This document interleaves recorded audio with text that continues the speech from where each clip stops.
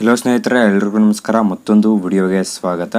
SSP ಕಡೆಯಿಂದ ಒಂದು important update ಇದೆ. ಅಂದರೆ ಎಲ್ಲ ವಿದ್ಯಾರ್ಥಿಗಳಿಗೆ ಗುಡ್ ನ್ಯೂಸ್ ಅಂತಾನೆ ಹೇಳ್ಬೋದು. ಎಲ್ಲ ವಿದ್ಯಾರ್ಥಿಗಳಿಗೆ ಅಂದರೆ ಯಾರೆಲ್ಲ ವಿದ್ಯಾರ್ಥಿಗಳು 2024 ಹಾಗೂ 25ನೇ ಸಾಲಿನ SSP ಸ್ಕಾಲರ್ಶಿಪ್ಗಾಗಿ ಅರ್ಜಿನ ಸಲ್ಲಿಸಿದಿರ ಆ ಒಂದು ವಿದ್ಯಾರ್ಥಿಗಳಿಗೆ SSP ಫೀ ಅಮೌಂಟ್ ಬಂದು ಕ್ರೆಡಿಟ್ ಆಗ್ತಾ ಇದೆ. ಅಂದರೆ ಫೀ ರಿಯಂಬರ್ಸ್ಮೆಂಟ್ ಅಂತ ಏನು ಹೇಳ್ತೀವಿ, ಎಲ್ಲ ವಿದ್ಯಾರ್ಥಿಗಳಿಗೆ ಶುಲ್ಕ ಮರುಪಾವತಿ ಹಣ ಬಂದು ಕ್ರೆಡಿಟ್ ಆಗ್ತಾ ಇದೆ.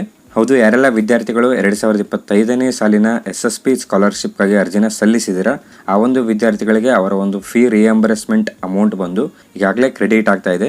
ಬನ್ನಿ ಈ ಒಂದು ವಿಡಿಯೋದಲ್ಲಿ ನಾವು ಯಾರೆಲ್ಲ ವಿದ್ಯಾರ್ಥಿಗಳಿಗೆ ಈ ಒಂದು ಫೀ ಅಮೌಂಟ್ ಬಂದು ಕ್ರೆಡಿಟ್ ಆಗ್ತಾ ಇದೆ ಮತ್ತು ಇನ್ನು ಅಮೌಂಟ್ ಬಂದು ಕ್ರೆಡಿಟ್ ಆಗದೆ ಇರುವಂಥ ವಿದ್ಯಾರ್ಥಿಗಳು ಏನೆಲ್ಲ ಮಾಡಿದರೆ ಅಮೌಂಟ್ ಬಂದು ಕ್ರೆಡಿಟ್ ಆಗುತ್ತೆ ಅಂತ ಎಲ್ಲ ಒಂದು ಕಂಪ್ಲೀಟ್ ಇನ್ಫಾರ್ಮೇಷನ್ ಅನ್ನ ಈ ಒಂದು ವಿಡಿಯೋದಲ್ಲಿ ನೋಡೋಣ.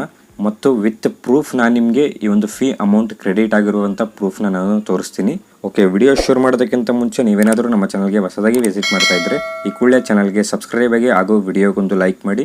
ಮತ್ತು ನಮ್ಮ ಟೆಲಿಗ್ರಾಮ್ ಚಾನಲ್ಗೆ ಏನಾದರೂ ಜಾಯ್ನ್ ಆಗಿಲ್ಲ ಅಂದರೆ ಡಿಸ್ಕ್ರಿಪ್ಷನಲ್ಲಿ ಟೆಲಿಗ್ರಾಮ್ ಚಾನಲ್ ಲಿಂಕ್ ಇರುತ್ತೆ. ಆ ಒಂದು ಲಿಂಕ್ ಮೇಲೆ ನೀವು ಕ್ಲಿಕ್ ಮಾಡ್ಕೊಂಡ್ಬಿಟ್ಟು ಟೆಲಿಗ್ರಾಮ್ ಚಾನಲ್ಗೆ ಜಾಯ್ನ್ ಆಗಬೇಕಾಗತ್ತೆ. ಓಕೆ, ಬನ್ನಿ ವಿಡಿಯೋನ ಶುರು ಮಾಡೋಣ. ಓಕೆ, ನೀವು ಅಪ್ಲೈ ಮಾಡಿರುವಂಥ SSP ಅಕೌಂಟ್ನ ನೀವು ಲಾಗಿನ್ ಆಗಬೇಕಾಗತ್ತೆ. ಸೊ ಸಿಂಪ್ಲಿ ನೀವು ಇಲ್ಲಿ ಅಪ್ಲೈ ಮಾಡಿರುವಂಥ ಏರ್ನ ಸ್ಟೇಟಸ್ನ ನೀವು ಇಲ್ಲಿ ಚೆಕ್ ಮಾಡಬೇಕಾಗತ್ತೆ. ಓಕೆ, ಇಲ್ಲಿ ಏರ್ ವೈಸ್ ಸ್ಟೂಡೆಂಟ್ ಸ್ಟೇಟಸ್ ಮೇಲೆ ನೀವು ಕ್ಲಿಕ್ ಮಾಡಿಕೊಂಡು ಇಲ್ಲಿ ಕೆಳಗಡೆ ಅಕಾಡೆಮಿಕ್ ಇಯರ್ ಅಂತ ಇದೆಯಲ್ಲ, ಇಲ್ಲಿ 2024 ಹಾಗೂ 25ನ್ನು ನೀವು ಸೆಲೆಕ್ಟ್ ಮಾಡಬೇಕಾಗತ್ತೆ. ಸೆಲೆಕ್ಟ್ ಮಾಡ್ಕೊಂಡ ನಂತರ ಇಲ್ಲಿ ಕೆಳಗಡೆ ವ್ಯೂ ಮೇಲೆ ನೀವು ಕ್ಲಿಕ್ ಮಾಡಬೇಕಾಗತ್ತೆ. ಓಕೆ, ವ್ಯೂ ಮೇಲೆ ನೀವು ಕ್ಲಿಕ್ ಮಾಡ್ಕೊಂಡಾಗ ನಿಮಗೆ ಇಲ್ಲಿ ಸ್ಟೇಟಸ್ ಬಂದು ಶೋ ಆಗುತ್ತೆ. ಆ್ಯಂಡ್ ಈ ಒಂದು SSP ಸ್ಟೇಟಸ್ ಬಂದು ನಮ್ಮ ಬ್ರದರ್ದೇ ಆಗಿರುತ್ತೆ. ಸೊ ಇಲ್ಲಿ ನಮ್ಮ ಬ್ರದರ್ ಅಮೌಂಟ್ ಬಂದು ಇಲ್ಲಿ ಕ್ರೆಡಿಟ್ ಆಗ್ತಾ ಇರೋದ್ರಿಂದ ನಾನು ನಿಮಗೆ ಇಲ್ಲಿ ತಿಳಿಸ್ತಾ ಇದ್ದೀನಿ. ಓಕೆ, ಸ್ಟೇಟಸ್ ಪೇಜ್ ಓಪನ್ ಮಾಡ್ಕೊಂಡಾಗ ನಿಮಗೆ ಇಲ್ಲಿ ನೀವು ಇಲ್ಲಿ ಗಮನಿಸ್ಬೋದು BCWD ಅಂತ ಅಂದರೆ ಇಲ್ಲಿ ಬ್ಯಾಕ್ವರ್ಡ್ ಕ್ಲಾಸಸ್ ವೆಲ್ಫೇರ್ ಡಿಪಾರ್ಟ್ಮೆಂಟ್ ಕಡೆಯಿಂದ ಫೀ ರಿಯಂಬರ್ಸ್ಮೆಂಟ್ ಅಮೌಂಟ್ ಬಂದು ಎಲ್ಲ ವಿದ್ಯಾರ್ಥಿಗಳಿಗೆ ಈಗಾಗಲೇ ರಿಲೀಸ್ ಮಾಡ್ತಾ ಇದ್ದಾರೆ. ಆ್ಯಂಡ್ ಎಲ್ಲ ವಿದ್ಯಾರ್ಥಿಗಳಿಗೂ ಕೂಡ ಕ್ರೆಡಿಟ್ ಆಗುತ್ತೆ. ಆ್ಯಂಡ್ ನೀವು ಇಲ್ಲಿ ಗಮನಿಸ್ಬೋದು BCWD ಫೀ ರಿಯಂಬರ್ಸ್ಮೆಂಟ್ ಅಂತ ಇಲ್ಲಿ ಶೋ ಆಗ್ತಾ ಇದೆ. ಇಲ್ಲಿ ಅಮೌಂಟ್ ಬಂದು ಎಸ್ ಅಂತ ಶೋ ಆಗ್ತಾ ಇದೆ. ಆ್ಯಂಡ್ ಅಮೌಂಟ್ ಕೂಡ ಇಲ್ಲಿ ಮೆನ್ಷನ್ ಆಗಿದೆ, ನೀವು ನೋಡ್ಬೋದು 3127 ಅಮೌಂಟ್ ಇಲ್ಲಿ ಮೆನ್ಷನ್ ಆಗಿರುವಂಥದ್ದು. ಸೊ ನೀವು ಇಲ್ಲಿ ಕ್ಲಿಯರ್ ಆಗಿ ಗಮನಿಸ್ಬೋದು ಫೀ ರಿಯಂಬರ್ಸ್ಮೆಂಟ್ ಅಮೌಂಟ್ ಬಂದು ಇಲ್ಲಿ ವಿದ್ಯಾರ್ಥಿಗಳಿಗೆ ಶೋ ಆಗ್ತಾ ಇರುವಂಥದ್ದು. ಅದಾದ ನಂತರ ಇಲ್ಲಿ ಕೆಳಗಡೆ ಪುಶ್ಡ್ ಟು DBT ಅಂತ ಇದೆಯಲ್ಲ, ಇಲ್ಲಿ ಕೂಡ ಎಸ್ ಅಂತ ಶೋ ಆಗ್ತಾ ಇದೆ.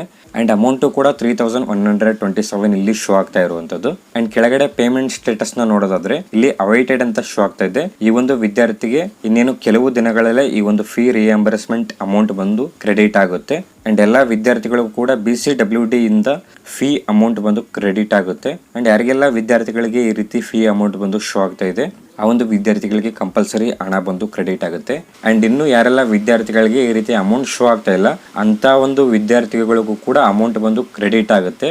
ಸೊ ನೀವು ಇಲ್ಲಿ ಜಸ್ಟ್ ವೇಟ್ ಮಾಡಬೇಕಾಗತ್ತೆ. ಎಲ್ಲ ವಿದ್ಯಾರ್ಥಿಗಳಿಗೂ ಕೂಡ ಫೀ ಅಮೌಂಟ್ ಬಂದು ಕ್ರೆಡಿಟ್ ಆಗುತ್ತೆ ಮತ್ತು ನಿಮ್ಮ ಒಂದು ಎಲ್ಲ ಸ್ಕಾಲರ್ಶಿಪ್ ಅಮೌಂಟು ಕೂಡ ಕ್ರೆಡಿಟ್ ಆಗುತ್ತೆ.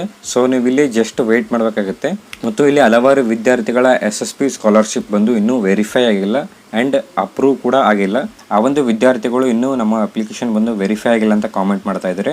ಸೊ ಇಲ್ಲಿ ಆ ಒಂದು ವಿದ್ಯಾರ್ಥಿಗಳಿಗೆ ಹೇಳೋದೇನೆಂದರೆ ಇಲ್ಲಿ ಎಲ್ಲ ವಿದ್ಯಾರ್ಥಿಗಳಿಗೆ SSP ಅಮೌಂಟ್ ಬಂದು ಕ್ರೆಡಿಟ್ ಆಗುತ್ತೆ. ಸೊ ನೀವು ಇಲ್ಲಿ ಪೇಷನ್ಸ್ ಇಂದ ವೇಟ್ ಮಾಡಬೇಕಾಗುತ್ತೆ.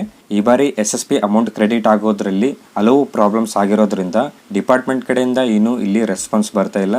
ಮತ್ತು 2025 ಬಡ್ಜೆಟ್ ಅಲ್ಲಿ ಕೂಡ ಸ್ವಲ್ಪ ಚೇಂಜಸ್ ಆಗಿರೋದ್ರಿಂದ ಇಲ್ಲಿ ಅಮೌಂಟ್ ಬಂದು ಕ್ರೆಡಿಟ್ ಆಗೋದು ಇನ್ನೂ ಸ್ವಲ್ಪ ಲೇಟ್ ಆಗ್ಬೋದು. ಬಟ್ ಖಂಡಿತ ಅಮೌಂಟ್ ಬಂದು ಎಲ್ಲ ವಿದ್ಯಾರ್ಥಿಗಳಿಗೆ ಕ್ರೆಡಿಟ್ ಆಗುತ್ತೆ.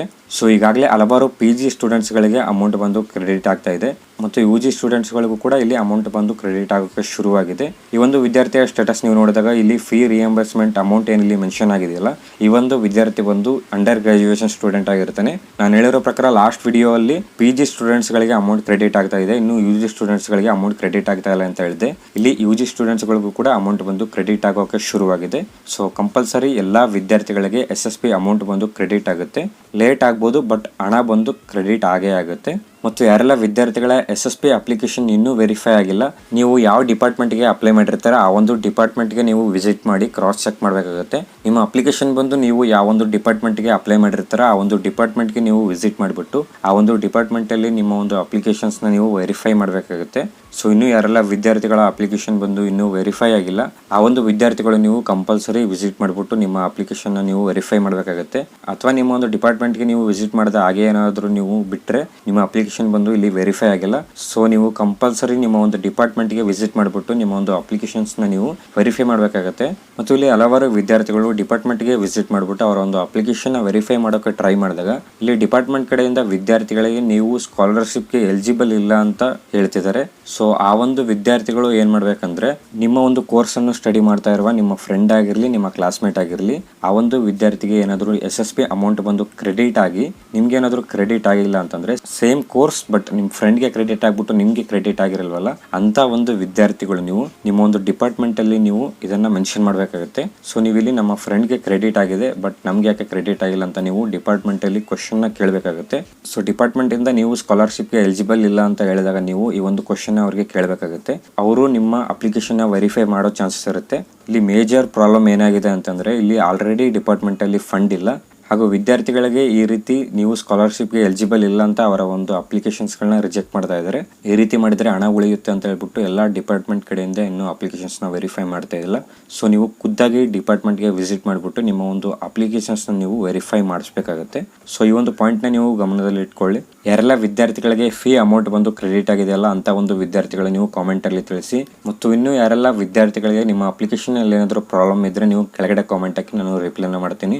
ಓಕೆ, ಈ ಒಂದು ವಿಡಿಯೋನ ನಾನು ಇಲ್ಲಿಗೆ ಕಂಪ್ಲೀಟ್ ಮಾಡ್ತಾ ಇದ್ದೀನಿ. ವಿಡಿಯೋ ಏನಾದರೂ ಇಷ್ಟ ಆದಲ್ಲಿ ವಿಡಿಯೋಗೊಂದು ಲೈಕ್ ಮಾಡಿ. ಚಾನಲ್ಗೆ ಏನಾದರೂ ಇನ್ನೂ ಸಬ್ಸ್ಕ್ರೈಬ್ ಆಗಿಲ್ಲ ಅಂದ್ರೆ ಸಬ್ಸ್ಕ್ರೈಬ್ ಆಗಿ ಅಂತ ಹೇಳ್ತಾ ಮತ್ತೆ ಸಿಗೋಣ ಮುಂದಿನ ವಿಡಿಯೋ ಅಲ್ಲಿ.